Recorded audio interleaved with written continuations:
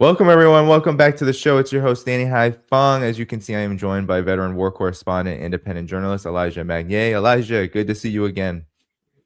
It's my pleasure. It's great to be with you. Yes, it is always a pleasure, Elijah. Well, how about we begin with the last 24 hours of developments in the Iran war and West Asia? I first want to begin with a curious development that I believe might be related to why things have changed so much in the last 24 hours.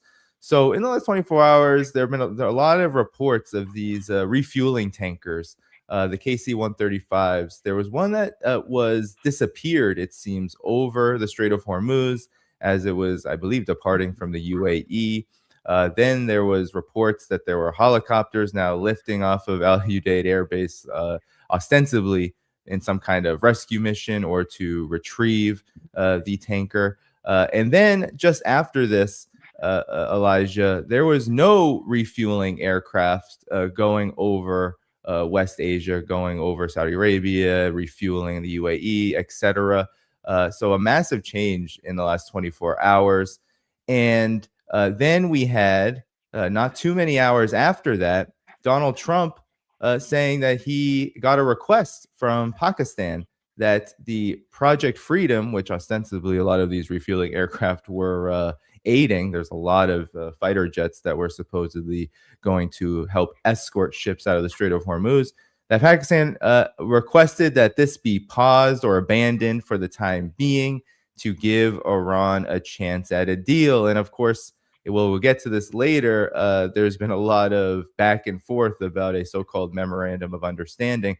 But maybe you can help us make sense of these developments. Iran has not changed its position, has ostensibly even intensified its regulation of the Strait of Hormuz, and in a flash, it seems like Project Freedom is, at least for the time being, done. So, what's your reaction to this? Can you help us understand what has happened in the last 24 hours with these changes? There were many points you've raised in one question, so I'll try to answer as much as possible. So, first of all, Project Freedom. Let's look at it from the logical and factual point of view. There are two American warships that went and took out only one warship, one uh, American ship. So for the Americans to escort one ship at the time, and we having more or less 1,500 ships in the Strait of Hormuz, it's an impossible mission that will take forever. That's one point. Secondly, there are not enough US warship to escort the 1,500 ships that are inside the Strait of Hormuz. It's just an impossible task. Number three, actually, it is not about the ship being escorted. It is about the ownership of these ships and the insurance company. These two elements are essential for any ship to navigate anywhere in the world. Therefore, no ship owner will accept to endanger $100 million ship into a very volatile area where there are mines and where the Iranians, as the authority that is in control of the Strait of Hormuz, to say you cannot pass, and then it is fired at, and then this ship is sinking or needs to be repaired in a nearby harbor, and then this is an extra cost. Therefore, the Project Freedom is not feasible from the practical point of view. And I think President Trump saw that there are actually no demand for any ship to be escorted and then to risk being fired at, and then the insurance company not covering it. That's one aspect. The second aspect is the name of Project Freedom. So we heard Secretary Rubio saying that now the Americans want the Strait of Hormuz situation to return back as before the war. So we have moved from what the Americans call regime change, and then the election of the Grand Ayatollah, leader of the revolution by Donald Trump, who want to participate, and then the destruction of the Iranian missile and nuclear programs, and prevent Iran from supporting its allies in the Middle East, to now reopen the strait that was open and free navigation in it prior to the war. So the whole project freedom and the project of war has failed. Now, if we take into consideration your first point about the more military asset gathering in the Middle East and West Asia, it is true that the Americans continue to bring more military assets. However, what is the purpose? To bomb Iran for which objective? So the Americans try to bring down the ruling system, and they failed. They asked the Europeans to help them, and the Europeans didn't come to rescue them or to support them. Then they are asking the United Nations now. And then they said, we arm the Iranian people to turn against their government. So what the US and Israeli jet can start bombing Iran to achieve what? I think even the less intelligent person in the US administration today understands that a war will not achieve any objective, and the only way to move forward is by negotiating. And this is where we move to another phase of our discourse, is negotiating on what?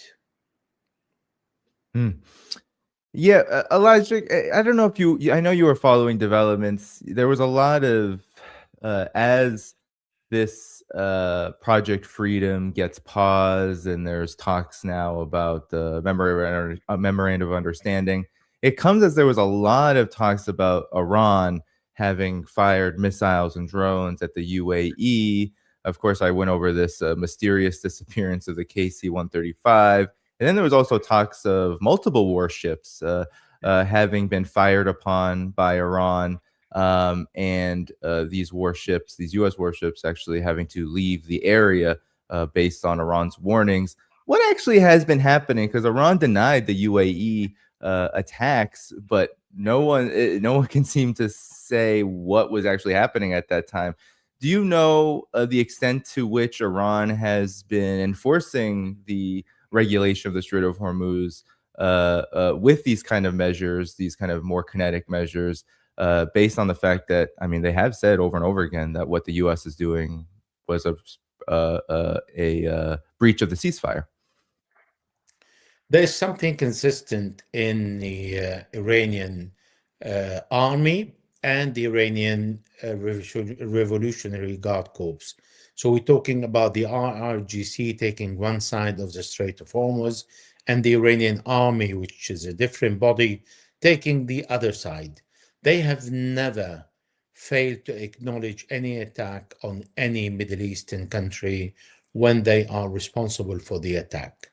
On the contrary, they wanted to make sure that all the Gulf countries, from where the US military attacks took place against Iran, are targeted, and for these countries to understand that the Americans cannot protect themselves and cannot protect the hosting countries. And in fact, the New York Times told us that the damage on the US bases reached $50 billion, and some of these 16 bases, it's impossible to be repaired. Therefore, Iran will not deny any attack on the Emirates if Iran carried out. Iran said no. However, there is a new thing that has been imposed on the Emiratis. If we look at the geographic map of the United Arab Emirates, we see that the Fujairah harbor is outside the smallest and the narrowest part of the Strait of Hormuz. What the Iranians 2 days ago, they've included Al Fujairah for an obvious reason. First, the United Arab Emirates export after 3,200,000 barrels per day, around 1.5 million barrels throughout the Fujairah oleoduct. Therefore, the Iranians included the Fujairah to make sure that the whole world is paying the price of Donald Trump imposing a blockade on the Strait of Hormuz.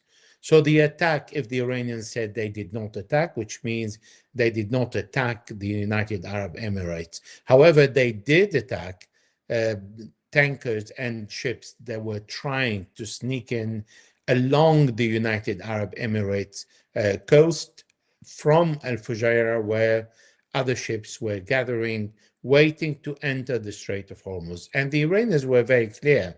They said anyone who wants to come in needs to send an email, pay the fees, and then will be given a permission to navigate. And today, the IRGC thanks all the captains for their patience and for abiding by the law of the Iranian navigation in the Strait of Hormuz. And that has a lot of significance because the Iranians are saying to the world, all the ships are responding to me and not to the Americans. Even the Americans have an excess of military power.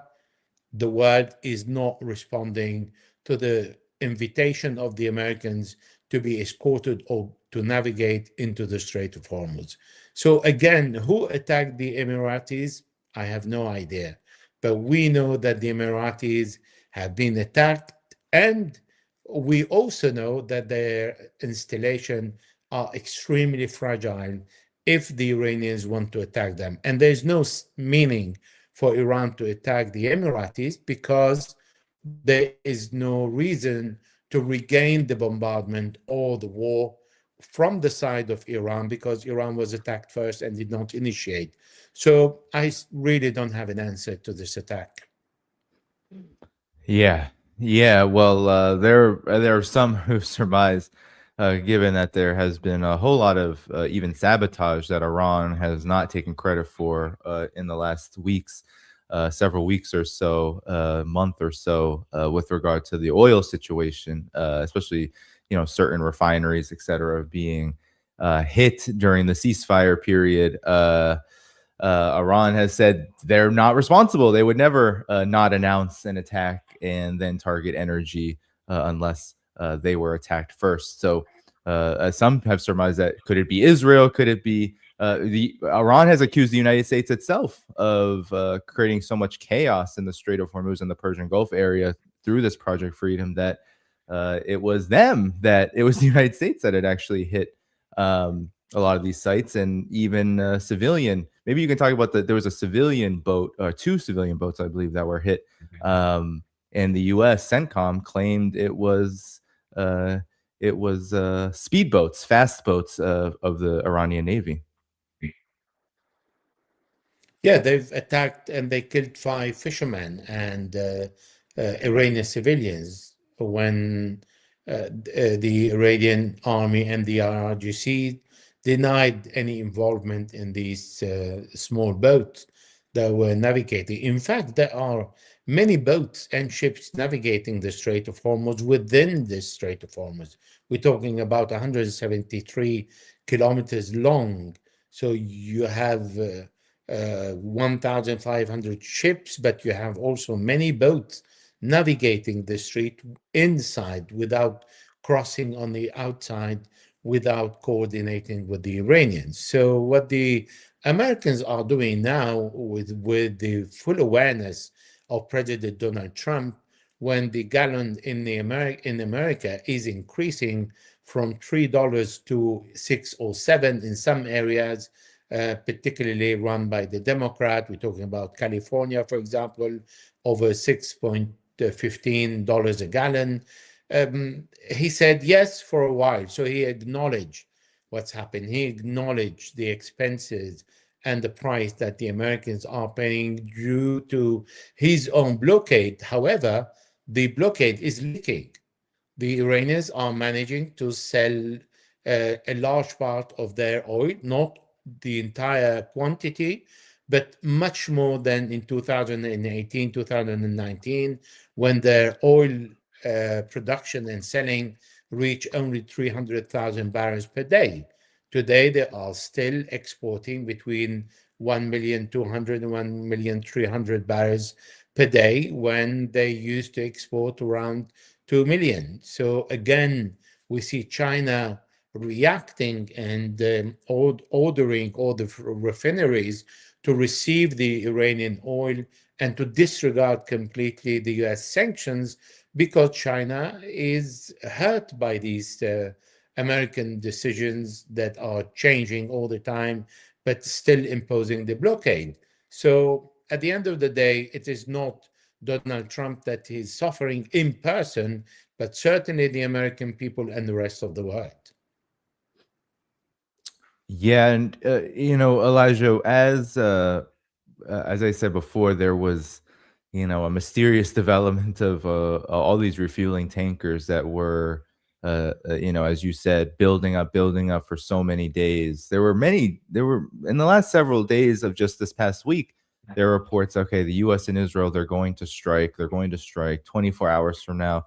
There's going to be a strike. And then suddenly these refueling tankers have obviously landed because they're not showing up on tracking radar. And then we had this development just in the last, not even 24 hours, 12 hours or so, that Donald Trump has said that assuming Iran agrees to give what has been agreed to, report in Axios saying that there is a memorandum of understanding being passed around between both sides, which is perhaps a big assumption. The already legendary Epic Fury will be at an end, and the highly effective blockade will allow the Hormuz Strait to be open to all, including Iran. If they don't agree, the bombing starts, and it will be sadly much higher level and intensity than before. So maybe you can help us understand, what are these reports? Of course, it's from the infamous Barak Ravid, the Israeli spy and Channel 12 journo, who is constantly reporting on developments related to non-existent peace deals and ceasefires and all of this. So your thoughts on what's actually going on between the US and Iran right now? Are we truly actually close to a quote unquote memorandum of understanding, or Iran is saying the opposite? The leaking of the information to Axios, for example, is effectively contributing in the change of the market price and the price of the oil. Of course, today the prices are very sensitive to the internet and to the information, and they change accordingly. So saying there is a deal that very close, it brought the oil from $113 to $100 in just a few minutes. However, the prices are back in crescendo because the information is incorrect. And I'm going to explain how people need to think about this kind of information when they receive them, regardless who is behind them. For the Iranians, deliver the enrichment uranium that they have in Fordo and Natanz and Isfahan, it is out of the question. They will never give it to the Americans. This is one of the main demands of Donald Trump. However, the Iranians proposed to the Americans to move away from the nuclear deal because that will take years to negotiate on very small details and the technicality. Donald Trump, Steve Witkoff, and Jared Kushner are not informed, and they have no competence in the technicality related to the nuclear program.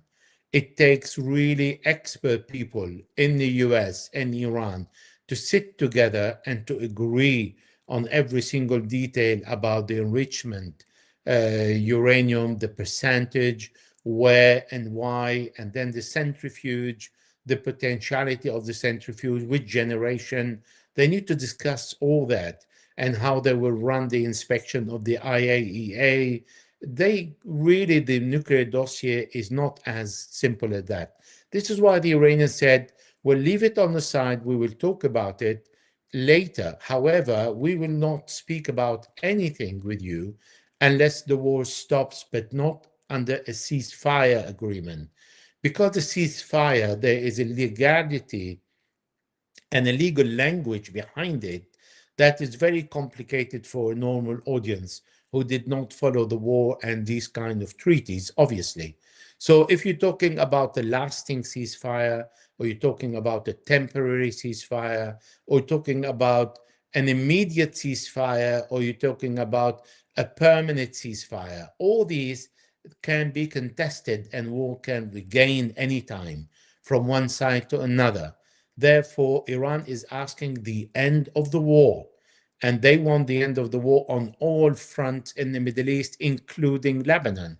Benjamin Netanyahu refuses to include Lebanon because he wants to continue flattening the villages in the south of Lebanon. He did that with 20, and he wants to continue to 55, and he doesn't want Donald Trump to stop him. This is the first main obstacles in front of any deal of end of the war between Iran and the United States, because the United States depend on Israel approval in this point. Secondly, they need to talk about the nuclear dossier, or they need to talk about the sanctions. If the Iranians are saying we talk about nuclear dossier last, the sanction, is Donald Trump going to accept to sell to the neocon in the United States that he has released the billions of dollars that are Iranian billions frozen in different banks in different countries around the world, including Iraq, where they did not pay fully for the gas, in Qatar, in Korea, in other parts of the world. So is he going to say, I gave back the Iranian money? Again, the neocon and the Israeli will stand against him, and they will tell him, no, you don't give back this money because Iran will finance terrorism in the Middle East, and then they attack him. And he himself criticized Barack Obama because he released some of the Iranian frozen money in 2015. So there are serious complications in this deal between the Americans and the Iranians. Therefore, when you guys hear that there is a deal and there are 14 points, every single point is a trap. Therefore, there should be an agreement where both sides agree to end the war in the first place. But then if the Americans say we accept to end the war, it means that Iran can declare victory, because Iran did not start the war and America did not achieve anything. So again, Donald Trump will be attacked, and we say, well, you have failed to achieve anything against Iran, and now you want to end the war under which basis? So this is where the complication lies. Mm.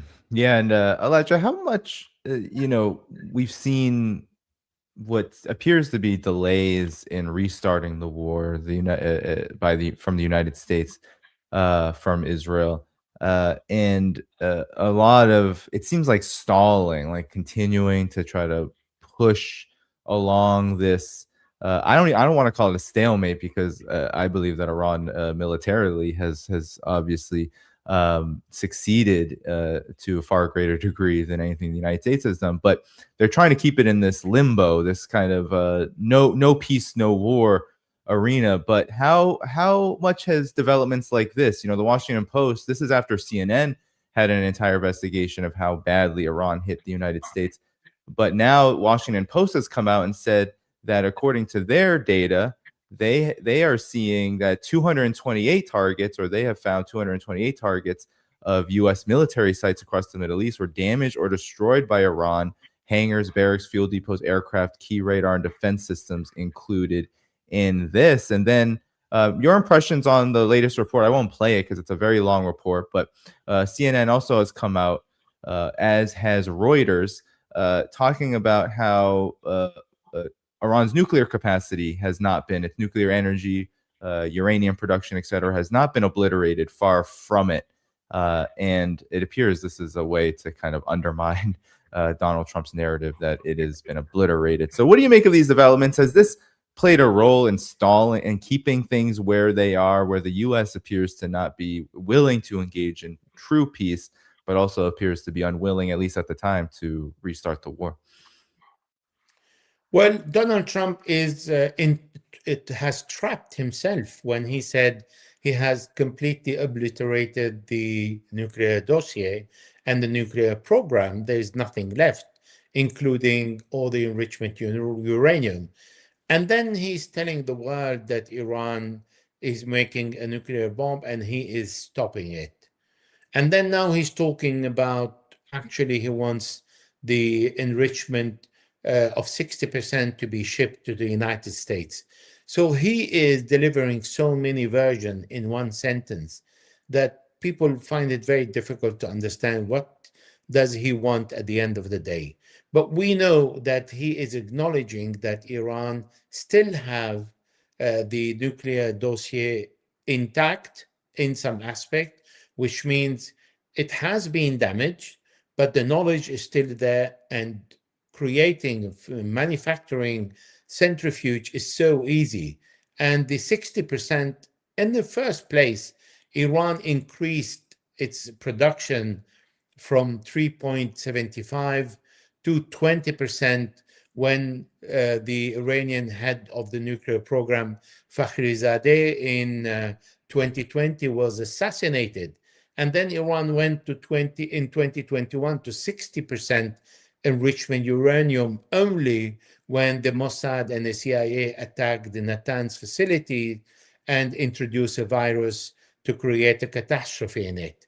So these 20% and 60% for Iran are not useful for any of its program, in particular because it is not willing to produce a nuclear bomb. However, having said that, as Iran is part of the Non-Proliferation Treaty, the NPT, Iran has the legal right to produce even 90% uranium, enrichment uranium, with the control of the IAEA organization, but without doing and going toward a military nuclear program. So Donald Trump wants to deprive Iran from making any level of enrichment uranium, and this is why Iran is standing against it. Now, Donald Trump acknowledged that the knowledge of the Iranians cannot be destroyed. It's impossible. This is what Rafael Grossi, the director of the IAEA, has been saying for years to everybody in Israel, in the West, in Europe, and to the United States, that you cannot destroy the knowledge the Iranians have acquired throughout the decade. Therefore, there is a need to sit around the table and negotiate, not trust, because both sides don't trust one another, but to negotiate and make and impose a mechanism where everybody is happy. Is the enrichment uranium still intact or not? Where the centrifuge are there, the knowledge is there. If they are intact or not, it makes no difference because Iran can go to any percentage anytime.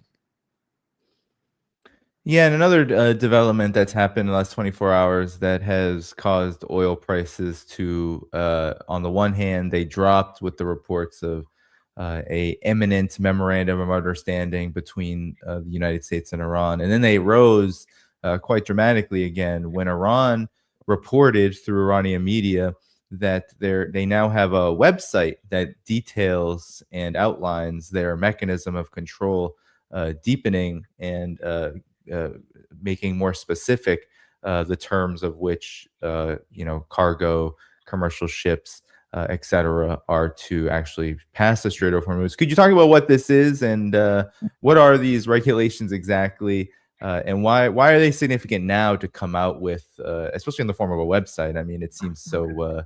I think seems so basic, but at the same time, it has caused quite a bit of panic in the oil markets in particular.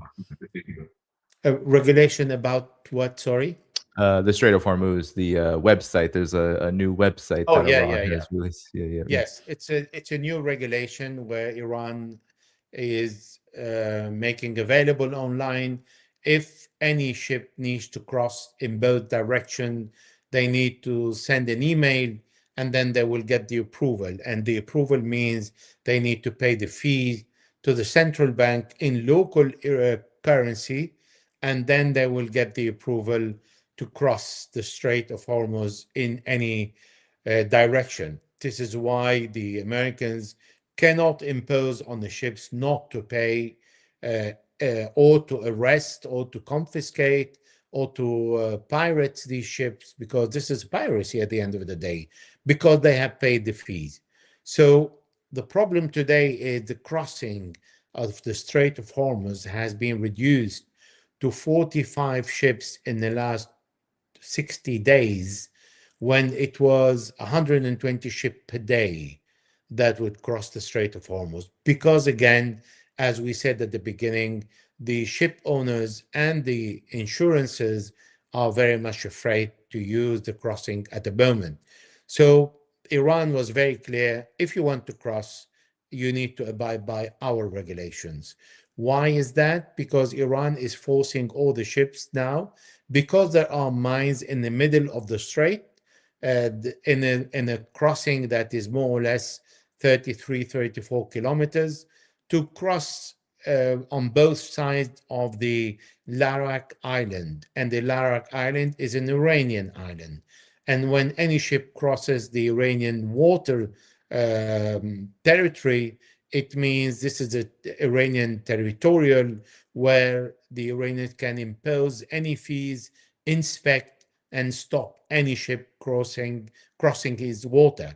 This is why Iran is saying, well, now the crossing of the Strait of Hormuz has a new regulations and will never return to the stage before the war, because rightly Iran is saying, well, I have suffered more than $200 billion damage by Israel and the United States.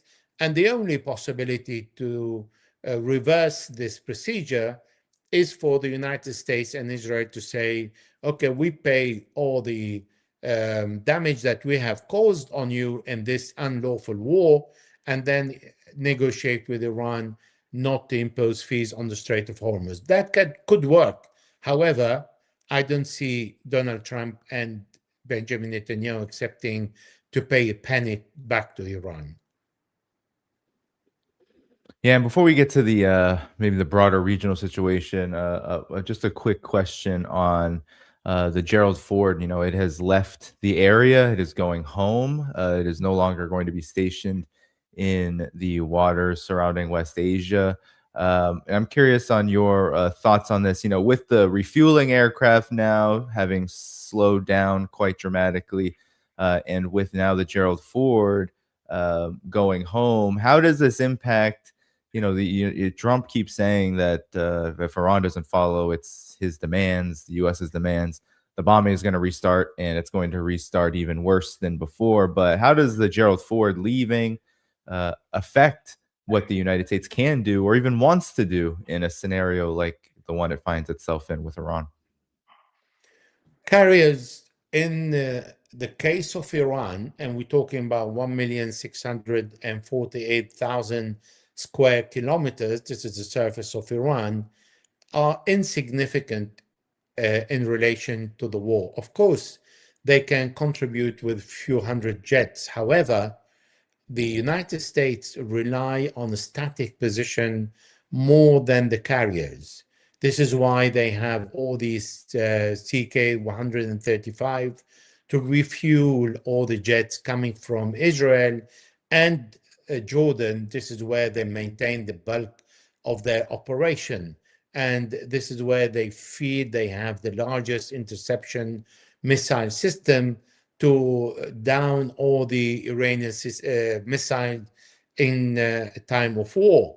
So having carriers in the sea and bringing them close to the Strait of Hormuz or within the Iranian surface-to-surface missiles or drones or ballistic missiles, they are sitting ducks. So the movement of these carriers is really, militarily speaking, irrelevant in this case, because they are not in active war, but they are on a state of alert and they're hiding in Bahrain. They don't bring them close to the Strait of Hormuz within the reach of the Iranian missiles. Therefore, I wouldn't look at the movement of the carriers at this point, because even if Donald Trump every single day is going to come up with a new sentence like, I will eliminate and destroy the Iranian civilization, or I will bomb Iran like I have never bombed it, but why he did bomb it like he has never bombed any other country in the world, him and the Israelis together for the first 2 weeks at least, the non-stop bombing so many places in Iran. But because the Iranian geography is so big and so vast, people can live in a different situation that in a state of war than in a state of war when we see them on social media or on television. Therefore, I wouldn't really rely a lot on the movement of the carrier to measure if there is an intensity level of the war, or yes or no, particularly when the bank of objectives of military targets by the Americans and the Israelis have been already exhausted. So each one has its own bank of objective, and both banks of objectives have been exhausted. This is why they went to the civilian targets and they start bombing bridges and oil depot, school, universities, hospitals, media, building. Therefore, what kind of objective they can bring on the table to force Iran to the negotiation? There aren't any. Yeah, now maybe we can get to the regional situation, Elijah. Hezbollah is still actively fighting Israel. Israel, of course, many in my audience have noted to me that Israel is currently torturing two directors of the latest flotilla and have extended the detention of these two leaders of the flotilla. And I'm curious on where you see Israel's role right now in not just the conflict with Iran, but also in the regional situation. Obviously, the regional situation is influencing Iran quite greatly because one of its primary terms, as you said earlier, was for the fighting regionally to stop, not just with Iran, and that certainly hasn't happened. So, where are we right now regionally? What's going on? Maybe you can help us understand.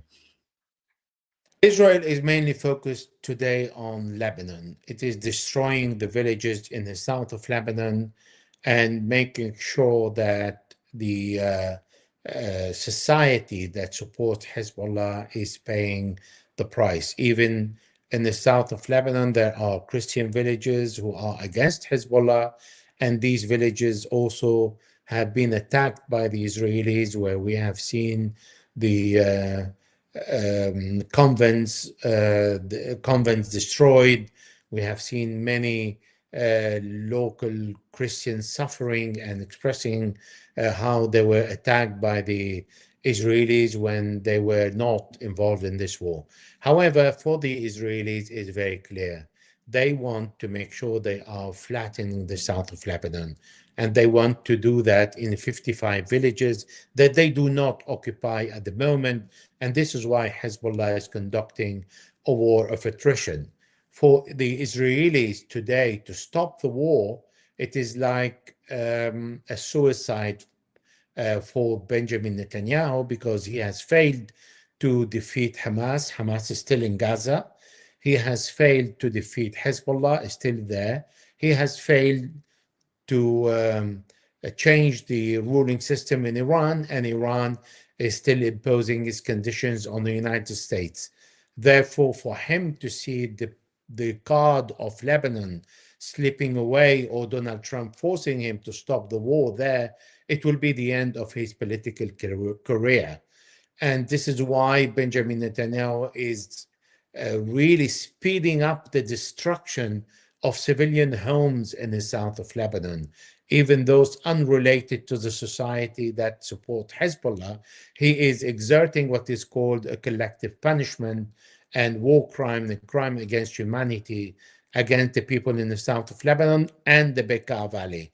Because, for example, today he gave evacuation orders to 12 villages in the Bekaa Valley included. He's not limiting himself south of the Litani River. He's going also north of the Litani River and even around Sidon. So the enlargement of the war is something that Donald Trump is supporting, because without his support, Benjamin Netanyahu would not do it.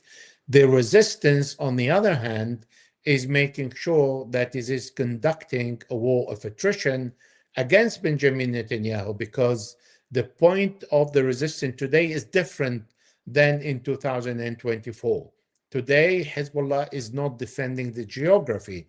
On the contrary, it is allowing the Israelis to come in, enlarge their presence in different villages, and then pick up which target they want to hit first.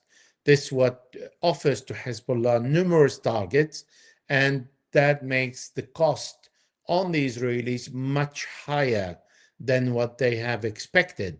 Lebanon has a different topography than Gaza. It's not a plain territory, and the topography in Lebanon is completely different. There are valleys, there are mountains, there are hills, so there are the variation of ambush for the Israelis that are waiting for them. And this is why Hezbollah count on Israel to be static in a position and is attacking these positions.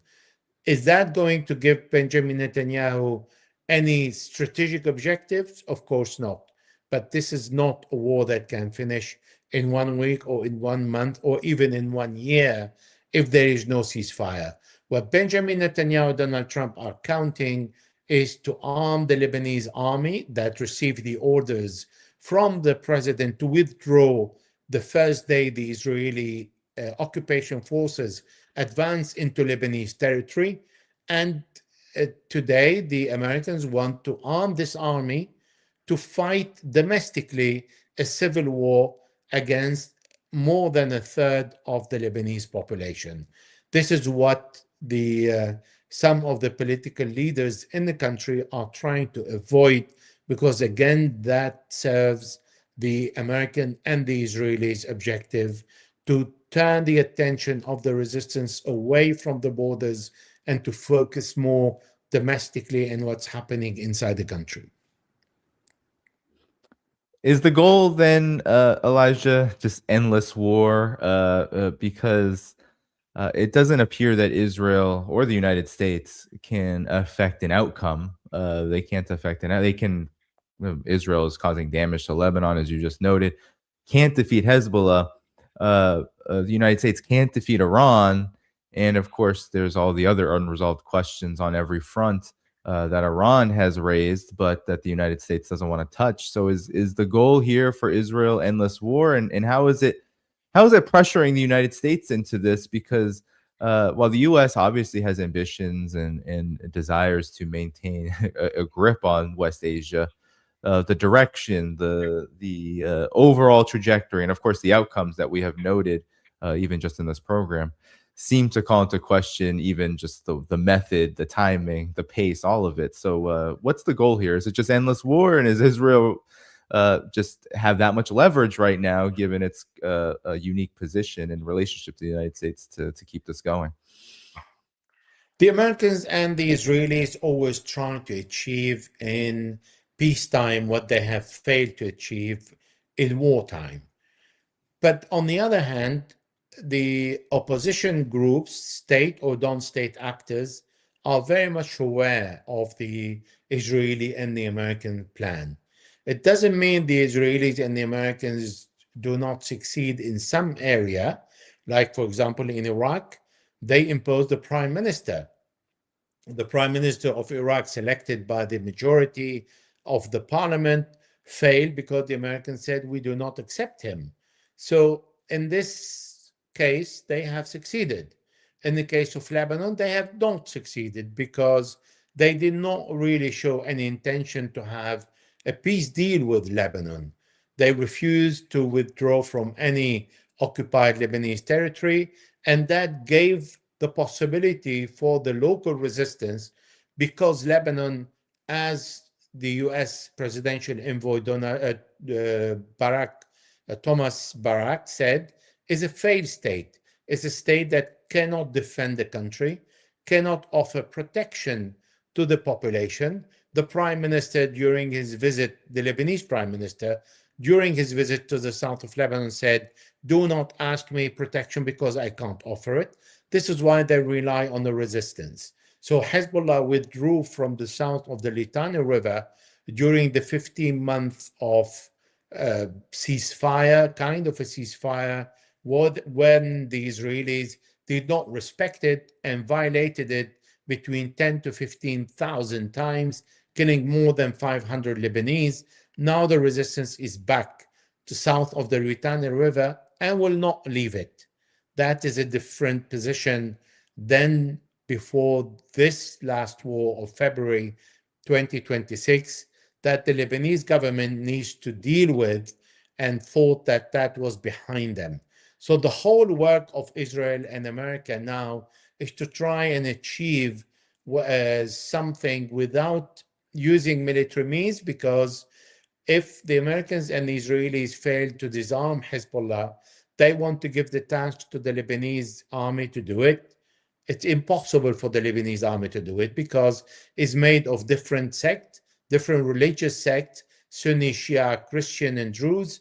And in the first instant that the order is to attack Hezbollah, then the branch of the Shia inside the Lebanese army, most of them will leave, and that will create a division and will create a catastrophe in Lebanon, which is a perfect scenario for the Israelis. So these are the plans, more or less, at the moment. The plan also to try and, from the other side, from the Iranian side, for example, to reinforce the relationship with Yemen, because Bab el-Mandeb is very important. We have seen how Bab el-Mandeb was a very strong card during the war on Gaza and was not used during this war, but could have been used had the Europeans joined the war in the Strait of Hormuz. And then all the Iranian allies would have used all their tools and their powerful card to stand against the Israelis and the Americans. And we understand today that Iran will reinforce the relationship with Hezbollah in the future, because even with a ceasefire, as long as Israel is commanded by the far right, who believe and voiced the Great of Israel plan, which is part of Syria, Lebanon, Saudi Arabia, Iraq, and part of Egypt, which means that there's not going to be peace in the Middle East. And any end of the war today or in the next weeks or month that is going to be signed is not going to be respected on the long term, and everybody will be prepared for another war. And on this note, Elijah, is there any scenario where Iran comes to an agreement with the United States that doesn't include these fronts? Because Iran has stated that Lebanon has to be at least on the road to being resolved, meaning a ceasefire, and that fighting has to cease on every front. Do you see a scenario where Iran would give that up? It hasn't yet. It hasn't abandoned those terms yet, and in large likelihood, even though there are many reasons why Iran hasn't made any agreement with the United States. It seems like a big one is that the United States and, of course, Israel at its side are refusing, of course, to stop this fighting. No, because in the past decades, this question was always evoked between any meeting Iranian-US encounter, direct or indirect meetings. Iran always said, it is not up to me to tell Hezbollah or the Yemeni or the Iraqis what to do. Iran, in its constitution, Article 154, is to support the oppressed people around the world. Iran supported Venezuela, where there are Christian, the Kurds in Iraq, in Kurdistan, and they are Sunni and atheist. So they supported the Sunni in Palestine, the Islamic Jihad, and Hamas. So for Iran to support these groups, if they want to continue their struggle against the occupation forces, then Iran will not stop, but it cannot dictate on these countries or these non-state actors or state actors what to do and what not to do. Iran cannot tell the Gulf country to stop their relationship with the United States, because the Gulf country will say, hey, well, that's my business, and I decide with whom I have a relationship. So why the Americans and the Israelis want to dictate on Iran with whom Iran can have relationship with? And I wanted your comment as we head into the final 10 minutes or so here on developments relating to Iran and the larger world order, shifting world order. Today, Abbas Araghchi is in China, in Beijing, meeting with Wang Yi, has met with Wang Yi, and he made a comment that a lot of people are making note of, which is this: that China believes that our post-war Iran has a higher international standing than before it.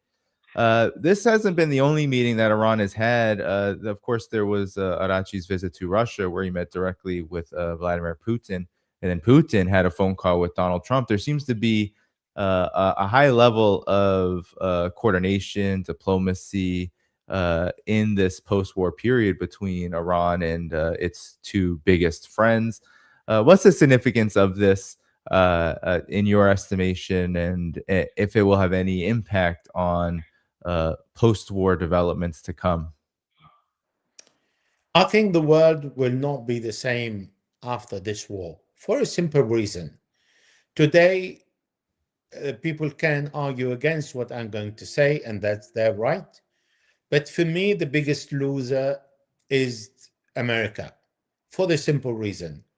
The Americans are known to be the strongest, the superpower, and the most powerful country in the world. It went to attack with the strongest military power in the Middle East, a country that is Iran, under 47 years of sanctions, and failed to impose or to achieve any of its objectives after 40 days of extremely heavy bombardment from all their positions in 8 countries in the Middle East. They've used all their power. They've used also the internal insurgency against the Iranians. They used the opposition. They supplied them with arms. They supplied them with Starlink, satellite communication, everything. They infiltrate the country to change the ruling system, and they have failed. China is watching. Today, the Arabs are discussing and putting in question the presence of the Americans, who failed to defend themselves and to defend their bases and to defend the Arab countries that hosting these bases. That is also very visible. China is also watching the way the Americans are fighting, and they're watching the way the Iranians are retaliating. What hurt the Iranian the most and what hurt the American the most? What kind of weapons are more effective against the Americans or against the Iranians? All these lessons are drawn by the military in every single nation, but today China can sleep much better because China can look at the Americans and actually say, well, these are not the superpower that they were trying to scare me throughout the decade and threatening me through Taiwan, through Philippines, in the China Sea, everywhere around me to try and create a circle to surround me and try to intimidate me. Today, China feels much stronger because China understands that its relationship in the global south actually is much better and much more productive than with the West, even if that will not stop China from dealing with Europe. But today, Europe is completely on the side. The Americans are on their own. They were abandoned by the Europeans. They were abandoned by their allies, even NATO. This is why the Americans have lost all of that. And this is not insignificant. On the contrary, today we see what Iran has done with the United States.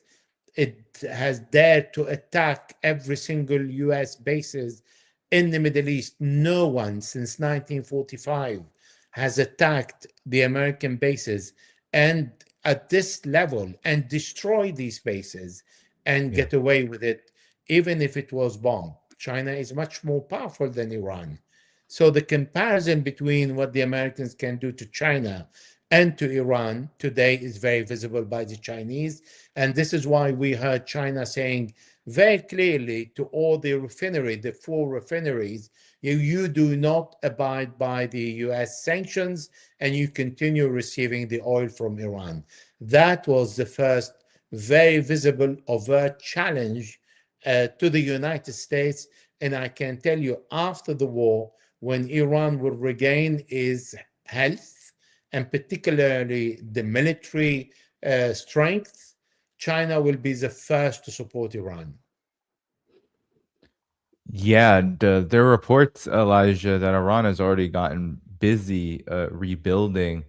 Why would it not? I mean, it has this period of time where the United States has not been able to or desiring to at the moment drop bombs on the country, and that means it seems, Elijah, that the United States has not only faced setbacks militarily, as you noted, but also it seems like, and maybe we can conclude on this point if you want to talk about maybe the beyond the military side, what kind of setbacks the United States and Israel are facing when it comes to Iran, given that even the destruction that they've caused, there seems to be a high level of will, morale to rebuild and to get ready for any kind of next phase. No indications that Iran doesn't have the military capacity that it did when it began its retaliation after the February 28th strikes. This is not a good equation for any kind of outcome that favors the U.S. in this case. So, what other setbacks, what other issues and things should we be looking at as we head out of here? For the last 3-4 years, I've been pushing back when I am asked, it is the end of the US empire. And I am not a fan of conspiracy theories. But for the first time, I say this is the beginning of the end of the US empire for a very particular reason. And this reason comes from the Gulf countries. The United States is strong today only because the oil is sold in dollar. What happened in the last 60 days, and in particular the 40 days of war, imposed a reality on all the Gulf countries who are the oil-rich countries, they are the ones who are going to bring down the United States through the selling of the oil. Today, these countries will go toward Iran at the end of the war and will have a security treaty and agreement among them to make sure that they will not be attacked in any next war. In exchange, they will not rely on the United States to use their bases or to host bases of the Americans on their territory, apart from Bahrain. Keep Bahrain on the side. The Emirates will be stubborn for a while, but then we'll have to acknowledge, and I will explain even more why. The Strait of Hormuz is indispensable.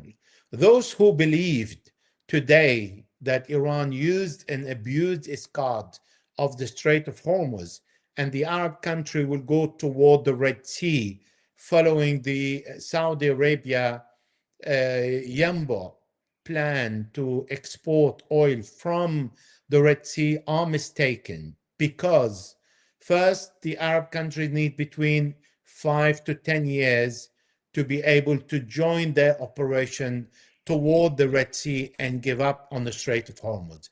Second, to do this kind of project, they need $100 billion. People might argue they have enough money. I agree. But the third point is the most important one. How they are going to protect all their pump on the way crossing the desert. One single drone at each pump will cripple the entire production and will blow up all the $100 billion investment.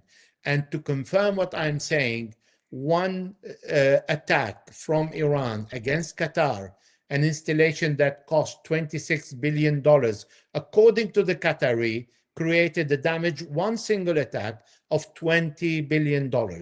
So today, Iran is in control of the Strait of Hormuz. And because of that, the Arabs understand that they cannot be at war with Iran in the future, either on the Red Sea or in the Strait of Hormuz. And that will push America on the side, and it will be the beginning of the Arab looking toward diversifying their security with Pakistan, Turkey, and also Iran, but again, making sure that they don't want to be in a position where they are in the middle in any future war. Well said, Elijah. I want to make sure everyone knows that your website, ElijahMagnier.com, is in the video description below, where they can find your work and support your work. Everybody, hit the like button before you go as we conclude here. Thanks so much for watching today. That helps boost the show in the algorithm. All the places to support this channel are also in the video description below. Elijah, any final words before we get out of here? Well, thank you very much for having me, and I enjoyed this conversation. Thank you so much, Elijah. We'll head out of here together. All right, everybody, hit that like button. As I said before, go to see Elijah's work and support it in the video description below for his website. And you can also find all the places to support this show in the video description. Tomorrow, I'll be back 12:30 p.m. Eastern time with friend Mohammed Marandi. Be sure to catch that there. Thanks so much for the single super chat here by a loyal viewer here, Sparky6086. Without further ado, everyone, see you tomorrow, 12:30 p.m. Eastern time. Bye-bye. See you then.